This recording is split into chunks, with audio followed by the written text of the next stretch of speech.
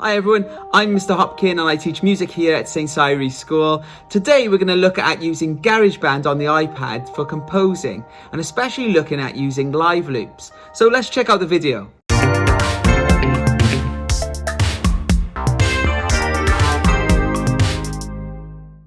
I'm going to share my iPad screen here so you can see exactly what I'm doing. So let's load GarageBand. Now on your iPad desktop you should see an icon that has a guitar and a red and yellow background.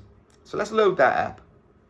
Now on here there's an option to create a song. So let's create the song and it takes us through to this window. Now on this window you have lots of different styles of music, different genres of music. We have EDM, which stands for electronic dance music. We have electro funk, we have hip hop, dubstep, R&B. Let's go ahead and load electro funk. I play the trumpet and I love a bit of electro funk.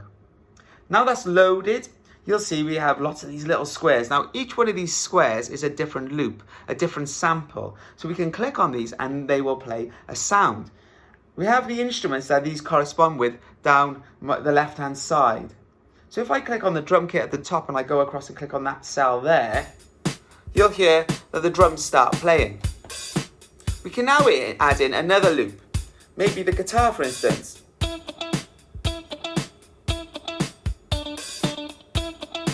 Let's add in a bass. The white keyboards or synthesizers, they represent the bass. It's like an electro bass. So let's play this one.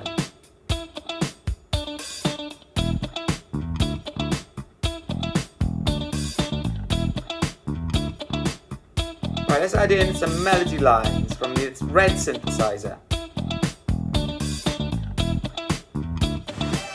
And the great thing about using live loops is they'll always stay in time with each other, so your music will always sound good. You might have noticed the arrows along the bottom. Now these allow each column to be played together. So if you wanted to start a whole column, you click the arrow at the bottom. Look. And you can see that every one of those cells in that column is playing.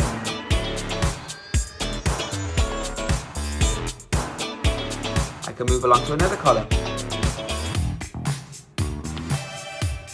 And if you want to change one of these cells, you can just click on something else.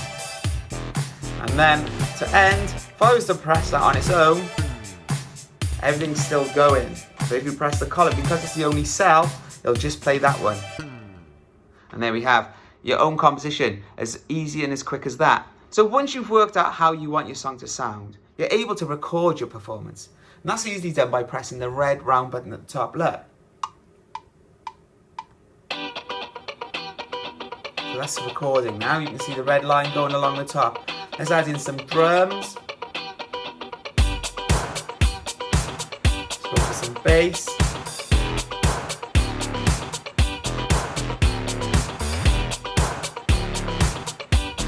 Yes. Synth melody.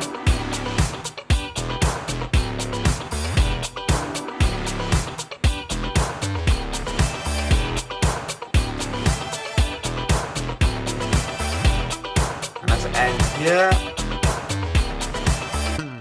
So I've recorded that now. Let's have a listen. If I press the icon that looks like a brick wall, it's next to the microphone. But this is your editing window. So if I would like to move things around, such as move the bass to the start, it now starts from the beginning. So you're really happy with your song and you'd like to share it with your teacher or within Google Classroom. How do you do that? Well, you just click on the file icon and it takes you back to the window that we started with at the beginning of the video.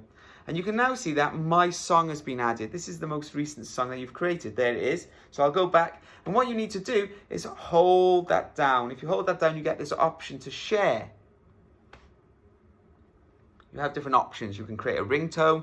You can share the actual project so other people could edit it. But the one we want is song. I keep that on high quality as default. And then I would click share.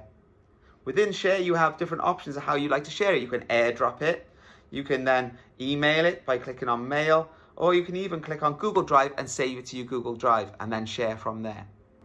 So there we go. Start creating, start making music and start using live loops in GarageBand. I really look forward to seeing your creations. Thank you very much.